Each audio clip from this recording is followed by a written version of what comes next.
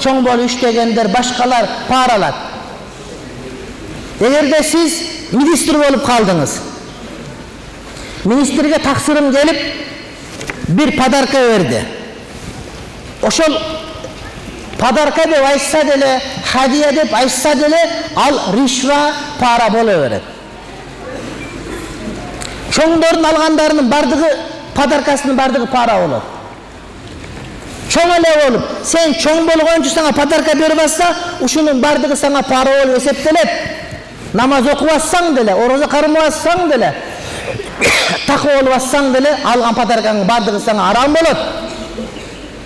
Илгертен алышып жүргөн болсоң бир жөн. Жок, андай эмес, урматтуу бир туугандар. Көп подаркаларды алып, аны мага подарка деп берип аткан менен, ошо менен балаңы багып атсаң, катының багып атсаң, арам оокат менен багып аткан болосуң. Ошол нерсенин бардыгы туура эмес, ага этият болуш керек. Чоңдордун алган нерсесинин бардыгы бул арам.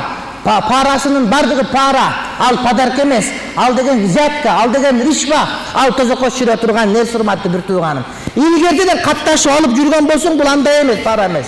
Бирок көбүнчө антпейт, урматтуу бир тууганым. Мурда ачки берсе, эми ошол ачкысын алтындан кылып берет да.